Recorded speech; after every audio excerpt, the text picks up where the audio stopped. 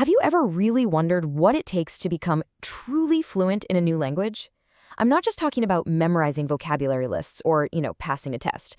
I mean that magic moment where understanding just clicks and it feels completely effortless. Well, today we're going to unlock that secret. And it turns out it's a beautifully simple idea with some seriously powerful science behind it. But let's be real for a second. For most of us, just getting started is a huge struggle, right? Reading in a new language can feel so slow, so frustrating. You stare at a page of text and your brain just kind of hits a wall. Why is that initial hump so incredibly hard to get over? Dr. David Beglar from Temple University just nails it. He talks about how beginners get trapped at what he calls the sublexical level. So instead of seeing the word cat and immediately knowing what it is, their brain is painstakingly sounding it out letter by letter. C, A, T. It's this super slow, grinding process that just sucks all the energy out of you. So the goal, right, is to move past that. We want to get to what experts call reading fluency. And this isn't just about being fast. It's about making all the mechanics, like recognizing words and grammar, so automatic, so deep in your brain that you don't even think about them. That frees up all your mental power to focus on what actually matters, the meaning of the story.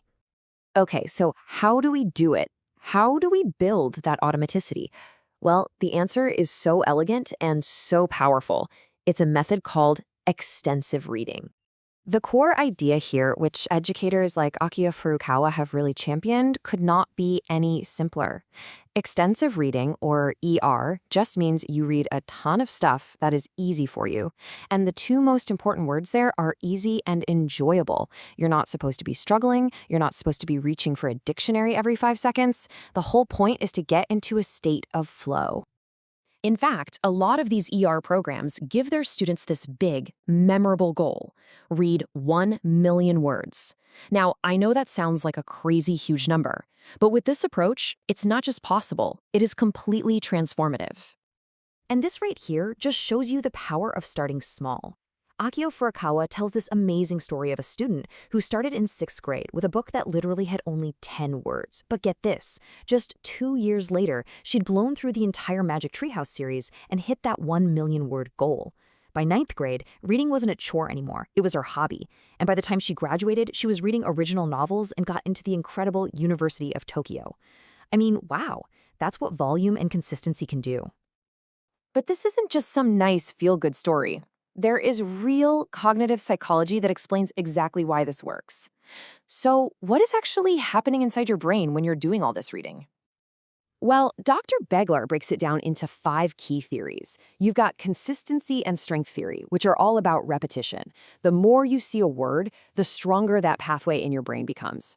Then there's chunking, which is about your brain learning to process bigger pieces of text all at once. Instance theory is this cool shift from slowly thinking about grammar rules to just instantly recognizing patterns. And all of this leads to verbal efficiency, which basically means you free up your brain's working memory to actually think about the story. And this visualization of chunking is just perfect. A beginner reads word by painful word. But a fluent reader, their brain doesn't even see individual words anymore. It automatically groups them into meaningful chunks, like I came to Hokkaido and yesterday. Think about how much more efficient that is. It's a total game changer. So what's the one thing that connects all of these theories? The one fuel that powers all of them, that builds the strong connections, the bigger chunks, the instant recognition? It's a massive, massive amount of processing. You simply have to see and process the language again and again and again. And there is just no better way to get that kind of volume than through extensive reading. Okay, so reading a lot is the foundation. It's the key. Case closed, right? Well, maybe not the whole story. It turns out we might be able to make the process even faster, even more efficient. This is where things get really interesting. Dr. Beglar comes back with this absolutely brilliant analogy. He says extensive reading is like jogging. It is fantastic for building your endurance, for building a solid foundation. But, he asks, if you want to be a world-class sprinter, can you get there by only jogging? Of course not. At some point, you also have to practice sprinting. And that question leads us to what's called a fluency-first approach. The idea is to keep all that extensive reading as the core. That's your jogging foundation. But then you strategically sprinkle in some sprinting exercises. These are activities designed specifically to push your reading speed and force that automaticity. So what do these sprints actually look like? Well, it's things like timed reading, where you're literally racing against the clock, or reading a book while listening to the audiobook, which forces you to keep up with the narrator's pace. You can also do things like narrow reading, where you read a bunch of different articles all on the exact same topic, so you get super familiar with that specific vocabulary really, really fast. So you put in the time, you do the jogging, you do the sprinting. What's the real-world payoff?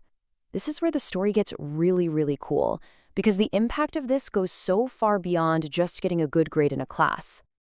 A researcher named Yoko Yamashita did this fascinating survey of students who had gone through a long-term ER program. She asked a really simple question. Looking back, did you actually enjoy doing this?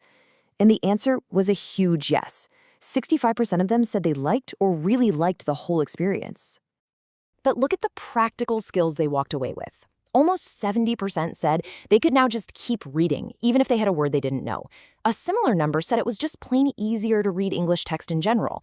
And over half said, yep, I can definitely read faster now. These aren't temporary skills. These are durable, real-world abilities.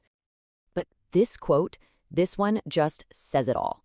One of the graduates said that even with no experience studying abroad, their English became so natural from all the reading that when they started working, people at their job thought they must have grown up in an English-speaking country. They called it the gift of extensive reading. I mean, what a powerful, powerful testament. So in the end, this simple study habit really does transform into a genuine life skill. It helps you in school, making it way less difficult to get through dense academic papers. It opens up doors for you professionally, allowing you to take jobs that require English. But maybe the most important thing is how it changes your mindset. As one graduate put it, it eliminated my aversion to English and undoubtedly expanded my world. And that really is what this is all about. The goal isn't just to learn a bunch of vocabulary words. It's to use language as a key that can unlock totally new knowledge, new cultures, new opportunities. It's about making your world bigger. So the real question to leave you with isn't just about language. It's about your own potential. What worlds could reading open up for you?